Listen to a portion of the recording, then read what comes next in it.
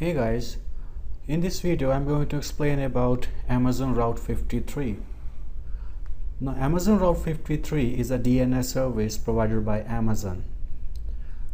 A DNS in general is a system that translates your domain names into IP addresses. For example, www.google.com. It is mapped with certain IP addresses. Now if you ping google.com, you'll get an IP address. Now how this domain has been resolved to this IP address? This is where your DNS comes into the picture. Because it is not possible for someone like us to remember, IP addresses for all these websites. So that's where we keep one specific name for our website, and that name, or you can say that domain, is mapped with the IP address. For example, Facebook, YouTube, Yahoo, all these websites we remember easily, but we cannot remember their IP addresses. Now in a typical DNS, we have certain set of records which actually makes the DNS zone file. So every DNS system has a zone file, and each zone file contains several records. For example, this A record, CNAME record, your MX record. So A records are basically point to your main domain, to your IP address, and CNAME records are the canonical names that represent your domain and that can be used to map your domain with any other domain as well. Now for example, I have a domain called a1consultants.in, and if I say like my subdomain, which is called, you can say, google.a1consultants.in, will map to www.google.com. So that is something I can do here in the CNAME section. I create a canonical name that will map my domain into any other domain. And similarly, we have other records called MX. So if you need to specify your email server, this is where we can use MX record. And most important is your NS record. NS record is called your name servers. So I have purchased a domain called a1consultants.in from GoDaddy, and GoDaddy provided me with a couple of name servers. If I don't have these name servers, my website will not open. These name servers are actually the domain name servers which are running and which are hosting this particular zone file.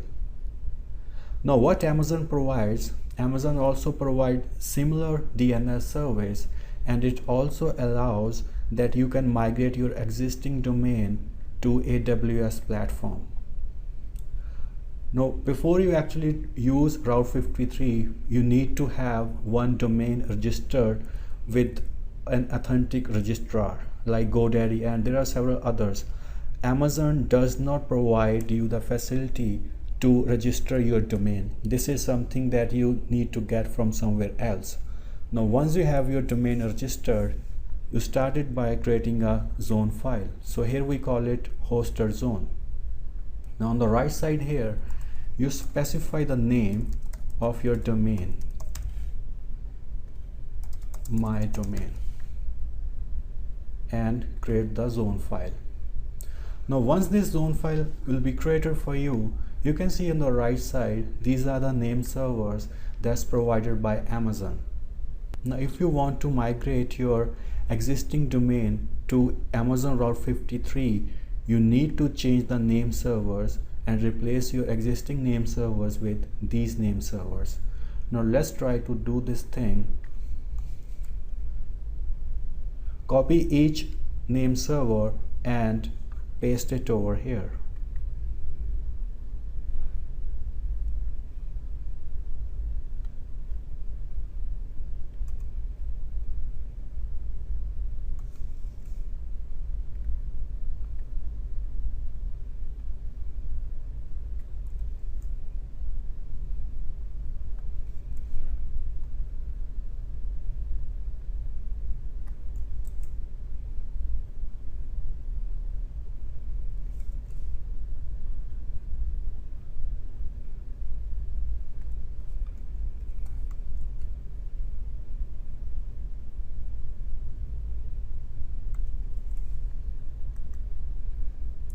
Now it will take a couple of minutes before your new name servers will be activated.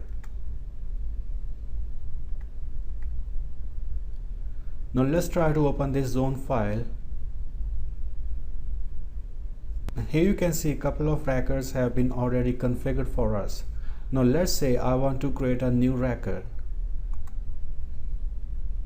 Here you have to specify the name of your record, for example google.a1consultants.in, and what type of record you want.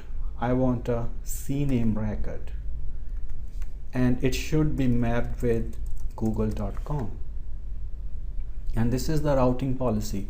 We'll talk about this routing policy, but for now just keep it as simple. Now simple is the default routing policy which is provided by all the domain name servers, and Amazon comes up with 3 other routing policies. That is where you can take advantage of your Amazon Route 53 as compared to your normal domain name system.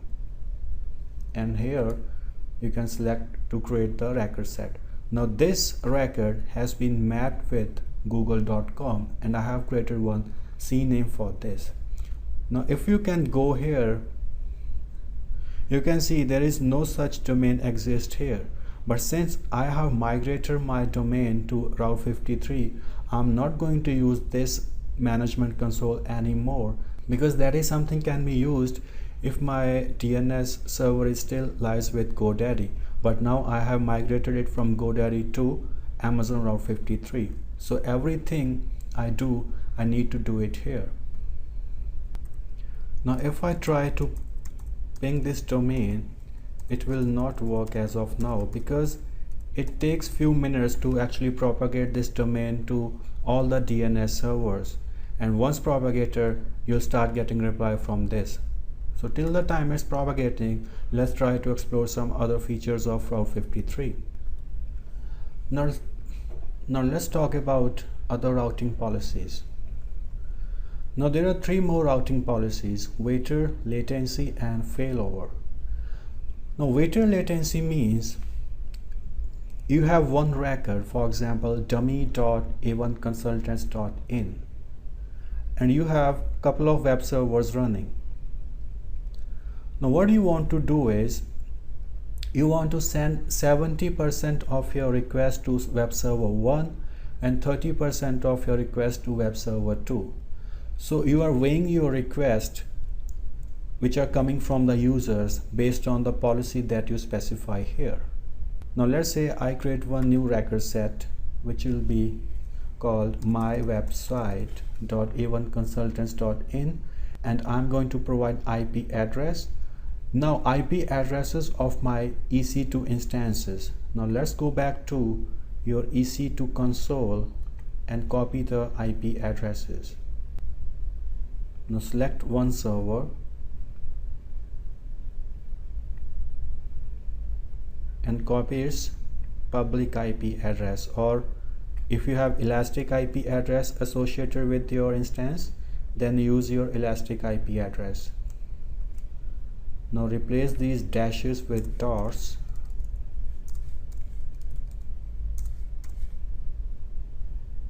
and make it waiter. How much weight? Let's say 70. So this is the any unique ID. You can name it anything, my weight policy 1212, and create the record set. Now as you can see, one record set has been created. Now let's try to create the second record set. Now start your second server and copy its IP address. Make sure all of your servers should be running, and here you have to specify same domain name. You don't have to specify any other new name, and specify the IP address of your second server.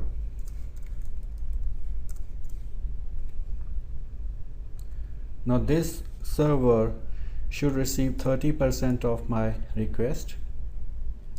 My second weight policy 1212, whatever name it is. Now as you can see, the second record has been created, but this domain name will not change. Both of your records should keep the same name. Now 70% of the requests coming for this particular domain will be served by this server, and 30% of the queries coming for this domain will be served by this server. So this is where it actually is the job of your Route 53 to take care of these percentage of the request. You don't need to specify or configure anything extra for this. Now let's try to create another record set and see what's the use of latency routing policy here. Now let's say you have one load balancer running in US and the other load balancer is running in Asia.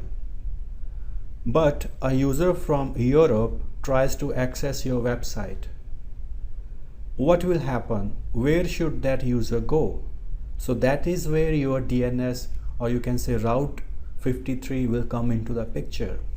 Route 53 will decide which is the best possible path for a user who's coming from Europe, and that path is going to be decided on the basis of latency. Whichever load balancer is experiencing less latency at that point of time, that user will be directed towards that particular load balancer. Now let's create a new record set and again provide the name, let's say www5, and here we are going to use load balancer, this one. And once you select a load balancer, it automatically select its location, or you can say the region. It's in US West, and set ID is going to be my load balancer testing, any ID you want, and create the record set. Similarly, create another record set www5 and select a Singapore based load balancer. See, again the region has been selected automatically, my LB testing. Now both of your load balancers should be serving the same set of services, or you can say websites, or whatever you have configured. It should be identical, and create the record set.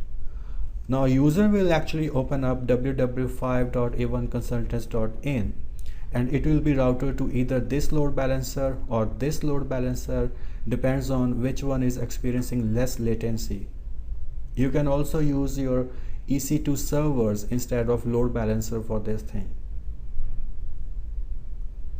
Now the next routing policy is failover. Now let's say, again I'll take an example of the load balancer. Let's say you have one load balancer is running in US and the other is running in Singapore, and both are serving same content. If your one load balancer goes down, here we take example of active and active passive method. Now one of your load balancer will act as an active endpoint and the other is going to be passive. Means at one point of time only one load balancer will be serving all the requests, and if that goes down, then only your secondary load balancer will come into the picture. Now I'll create another domain www6 and I'll select the primary domain, or you can say primary load balancer is going to be this, and this is going to be primary. Set ID is automatically selected. You can change this thing as well. Evaluate target health, yes, and create the record set. Now it will actually keep on checking its health. If this health goes down, then what will happen? This domain will be switched to the secondary load balancer. Now create another record set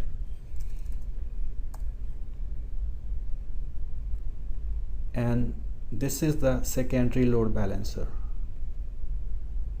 and make it as secondary. Now we are not going to evaluate health of the secondary load balancer.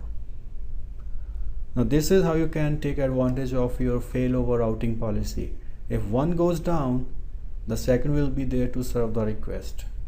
So this is how you can migrate your existing domain to your AWS Route 53 and start configuring various parameters. Now you can take advantage of several routing policies provided by Route 53 which are not provided by any normal domain name system provider. So hope you guys have enjoyed this video, and thanks for watching.